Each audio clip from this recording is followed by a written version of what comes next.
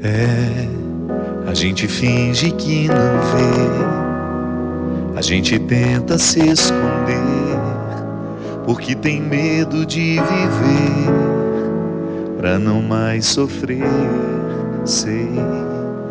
A gente tenta se esquivar, mas o amor vem pra ficar, e é tempo de amadurecer o que ainda não sabe viver.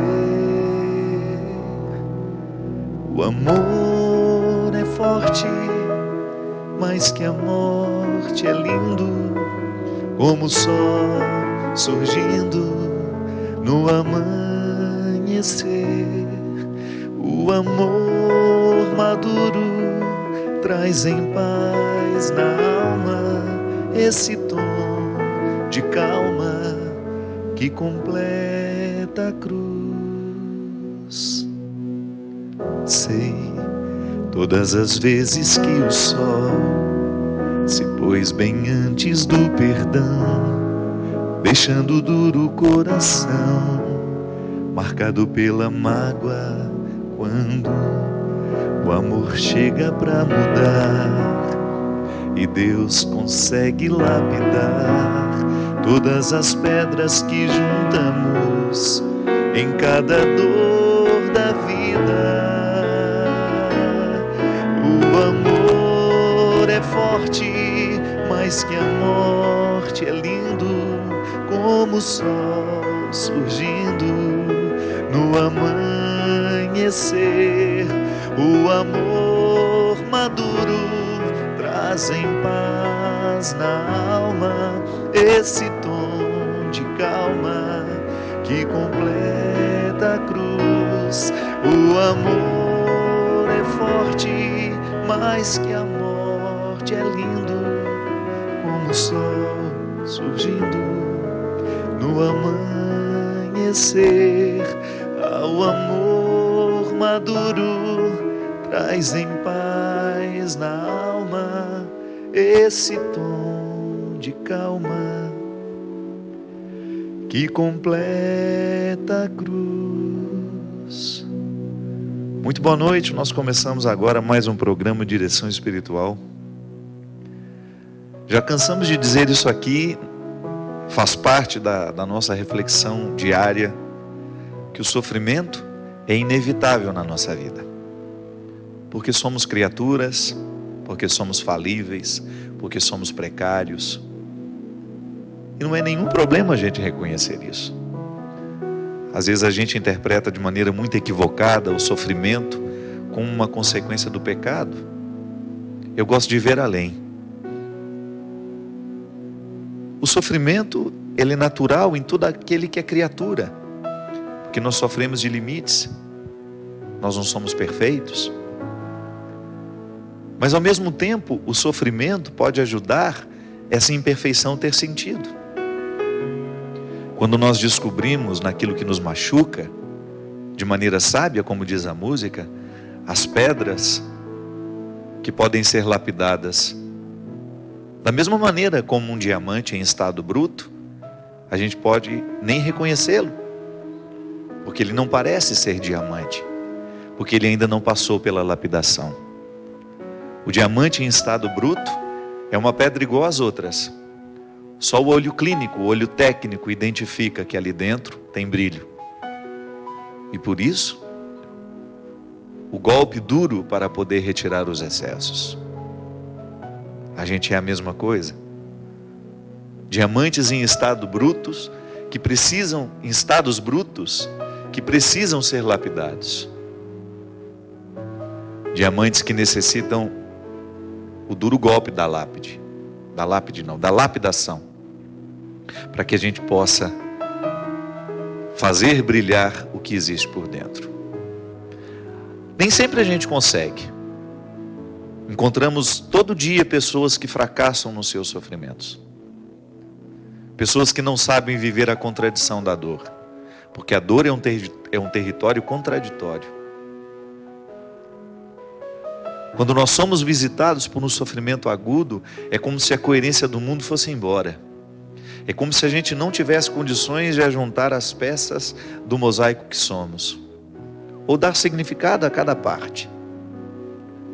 A dor, ela parece que estilhaça a nossa inteireza. Da mesma maneira como hoje tem um amigo passando pela dor de perder a mãe, meu amigo Bob lá de Belo Horizonte, se despedindo de Dona Sara Ávila, uma das maiores artistas mineiras da contemporaneidade. Uma grande pintora, uma grande artista plástica, que soube dar sentido ao caos do mundo através da arte.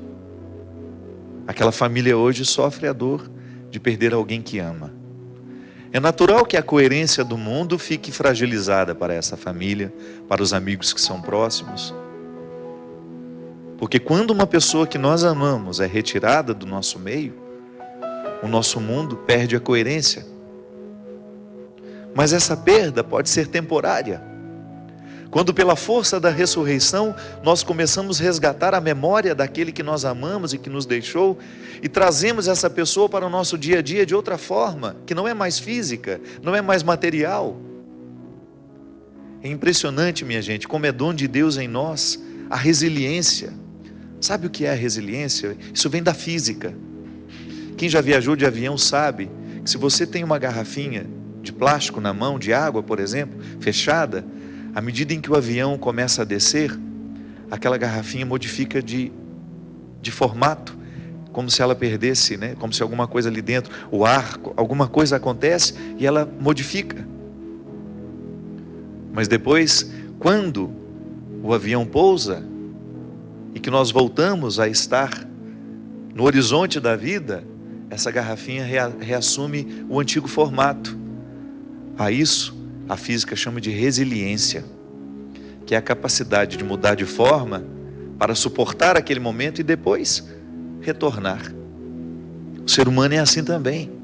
Deus nos dotou de capacidade de resiliência, que é a gente mudar de forma, suportar o que está acontecendo e depois a gente reassumir de uma maneira ainda mais madura a nossa aventura de ser quem somos. A morte faz isso. A morte retira de nós a coerência, e durante aquele período de luto nós somos jogados a um contexto onde nós assumimos um novo jeito de ser. E aqui está a sabedoria. Quando Deus participa do nosso processo, quando o coração tem fé, quando a fé faz parte do processo daquela pessoa, essa resiliência se torna um processo natural. E ainda que a gente fique revoltado, que a gente fique chateado, e é natural que seja assim, porque nós somos precários, é natural que sentimentos mesquinhos também aconteçam no coração de pessoas boas, só não é natural que ele prevaleça. É natural que no momento em que você perde o seu filho, você sinta que Deus lhe causou um prejuízo. É uma visão ingênua, mas acontece. Depois a própria vida nos amadurece para pensar que aquilo não foi Deus. É o acontecimento natural da vida. A vida está entregue à liberdade de ser o que pode ser. Então nós estamos abertos, nós estamos entregues às mãos dessa vida, onde acidentes podem acontecer por negligências nossas, ou até porque morremos naturalmente. O corpo morre. A cada dia nós vamos perdendo a vitalidade, e por isso a experiência do cuidado é tão importante para que essa saúde seja mantida. Por isso os exames periódicos, a gente vai ao médico, procura para descobrir a tempo as doenças que, se não descobertas a tempo, podem nos matar sim. É a vida. Somos nós parceiros de Deus aí na manutenção de tudo isso, mas de vez em quando não dá certo. De vez em quando não dá certo. Por mais que a gente tenha lutado, por mais que a gente tenha tentado, a vida vem e nos rouba o que temos de mais precioso. E aí, com as mãos vazias, cantamos as estrofes dessa música. Recordamos que o amor é mais forte que a morte.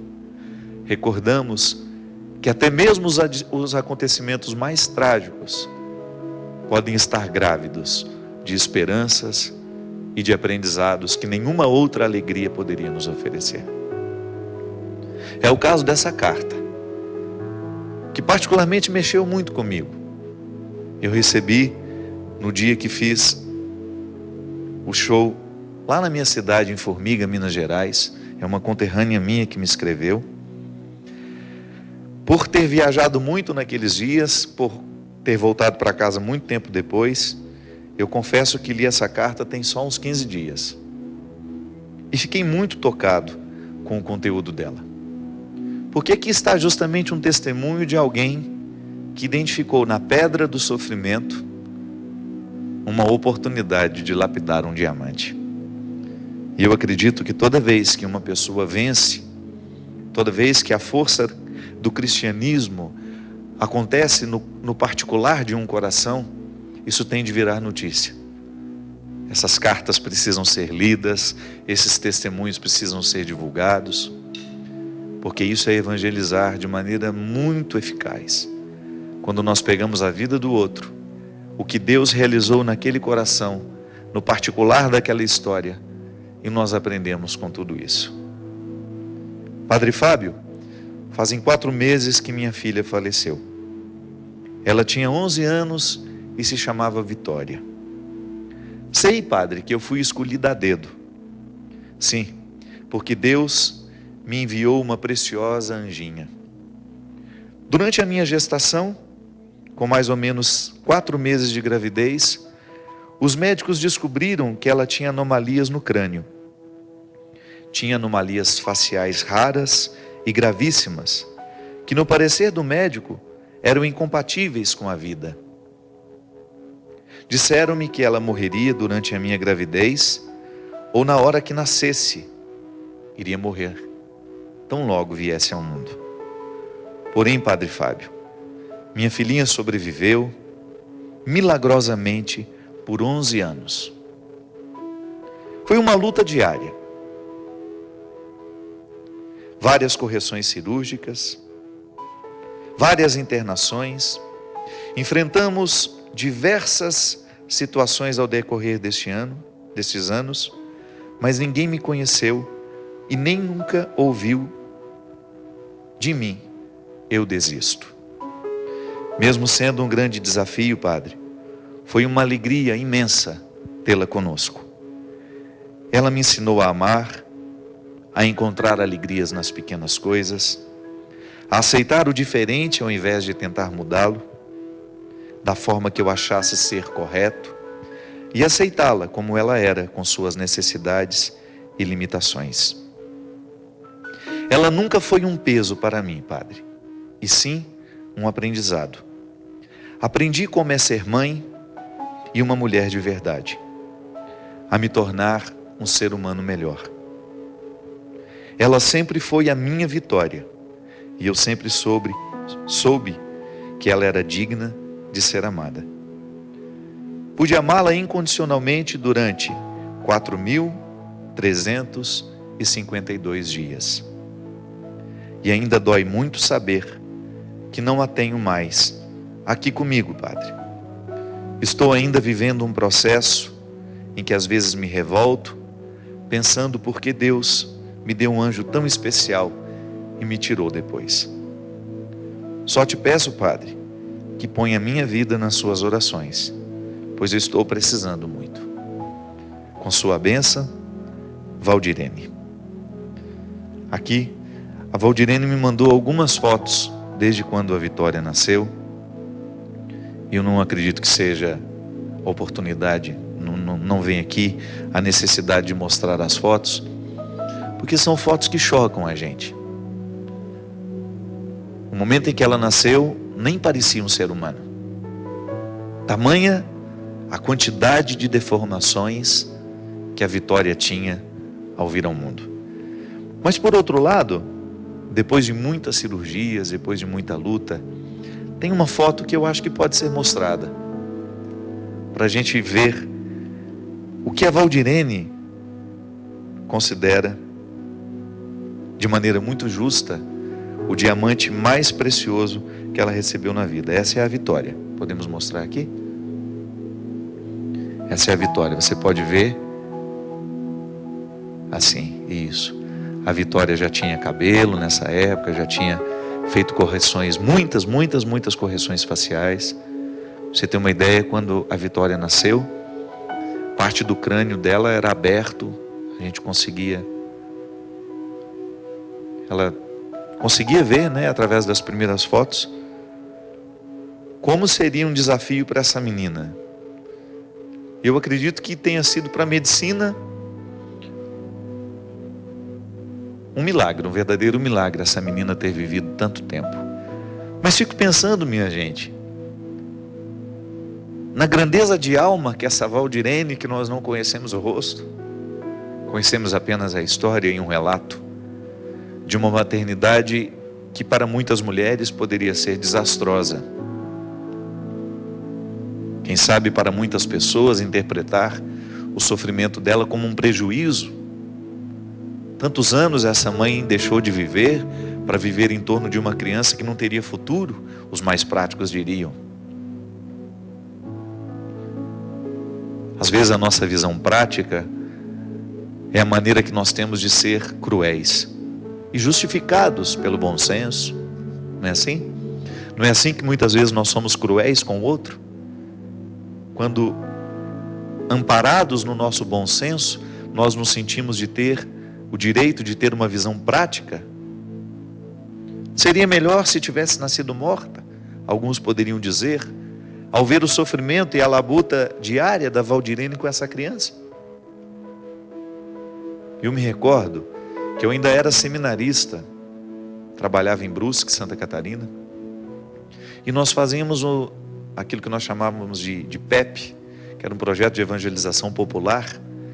A gente passava o final de semana inteiro visitando famílias, das 8 da manhã até as 6 da tarde, entrando de casa em casa, descobrindo um pouco a realidade de cada família. Selecionávamos uma comunidade e passávamos ali 6 meses, trabalhando intensamente naquela comunidade. Benzíamos as casas, fazíamos orações com as famílias. E eu tive a graça de fazer esse trabalho durante 2 anos. E eu me recordo que quando entrei numa família onde uma criança tinha também uma deformidade. Essa criança nunca saiu da cama. Ela já era um adolescente, já tinha 16 anos. Eu me lembro que era um dia quente, muito calor, e aquela mãe estava sentada na beira da cama, abanando aquela criança o tempo todo, e com aquele carinho, colocava um pano úmido, e se levantava e ajeitava o lençol, e puxava na direção da janela para tomar um pouco mais de ar fresco. Uma família muito simples, não tinha condições de ter um ar-condicionado, nem mesmo um ventilador. E ela me contando a história, desde quando aquela criança nasceu, que desde que o filho veio ao mundo, ela nunca mais saiu daquele quarto para fazer outra coisa que não fosse cuidar daquela criança. E imediatamente, vendo aquele sofrimento, eu fui visitado por uma visão prática da vida. Pensei, oh meu Deus, essa mãe só vai descansar no dia em que esse filho morrer. Pensei assim. A visão prática que me permitiu ser cruel. Gente, parecia que aquela mulher leu o meu pensamento, sabe? E ela me olhou bem nos olhos assim, quando se estabeleceu aquele silêncio. Eu pensei o que eu pensei. Aquela mulher, como se tivesse percebido que eu pensei isso, ela me olhou e me disse: Frate, mas tem uma coisa. Eu peço a Deus diariamente que Ele não retire o meu filho. Porque se o meu filho morrer, a minha vida perde sentido. Imediatamente eu fui visitado por uma vergonha muito grande, que eu nunca confessei a ela, eu nunca disse a ela que pensei aquilo. Era como se naquele momento Deus me convidasse a dar um salto qualitativo na minha maneira de ser prático, na minha maneira de ter bom senso. E identificar que o amor é essa contradição. Que para aquela mulher, o que eu considerava um sofrimento sem sentido, era o alicerce da existência dela. Ela estava viva por causa daquele menino. E ela não negligenciava o cuidado com a família. Para você dizer, mas ela esqueceu do restante da família e cuidava só daquela criança. Não. Os filhos que eram mais novos e os filhos que eram mais velhos foram educados para poder viver aquela doação de maneira familiar. Talvez pela maneira como a mulher encarou o nascimento daquele filho, os outros irmãos nunca encararam aquela criança como um fardo para a família.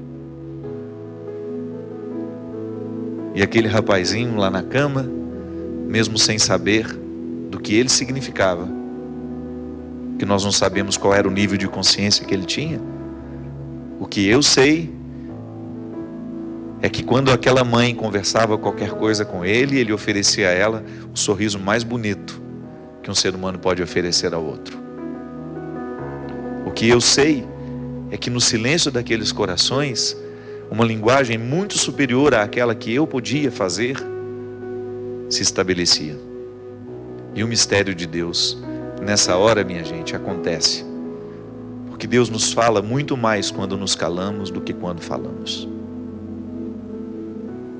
O mesmo foi com você, Valdirene. A oportunidade que você teve de ter a vitória em sua vida, de olhar para a vitória como uma vitória, como um diamante a ser cuidado diariamente, como um diamante que provocou brilho em você também. E hoje, minha filha, essa dor que você sente de não ter a vitória é a prova de que ela nunca foi encarada como um fardo. E agora você pode ter certeza, o fruto dessa ressurreição se estenderá ao longo dos seus dias. Parabéns por ter hospedado durante 4.352 dias, como você bem soube contar, eu acho que foi isso. Se não me falha a memória do que acabei de ler, tão recente. Esses dias que você sabe exatamente quantos foram, eles estão contabilizados de maneira definitiva na eternidade. Você soube bravamente compreender o mistério dos imperfeitos. Eu acho que você esteve muito próxima de sentir o mesmo que Jesus sentiu. Às vezes, Valdirene, nós passamos tanto tempo rezando, às vezes nós passamos tanto tempo fazendo sacrifícios, jejuando, fazendo isso e aquilo, gestos religiosos, vamos à missa, vamos ao culto. Toda essa luta nossa religiosa para poder um dia ter o direito de dizer que nós já temos um coração que sente pelo menos alguma coisa do que Jesus sentiu. Todo o empenho da religião, do processo religioso em nós, é para nos dar condições de dizer isso. Hoje eu consigo sentir, ainda que seja só 10% do que Jesus foi capaz de sentir. Que era justamente a capacidade que ele tinha de se identificar com os imperfeitos, de amá-los, de não rejeitá-los, de querê-los por perto, de curá-los, de fazê-los amigos. Eu acredito, Valdirene, que sem ter dobrado os joelhos no chão, você pôde viver intensamente, carregando no colo, num outro gesto de oração. Você pôde se aproximar muito, muito dos sentimentos de Jesus. E você pode ter certeza, minha filha, que a capacidade que você teve de amar essa filha, que você teve de amar essa criança, lhe faz ser uma pessoa muito especial aos olhos de Deus.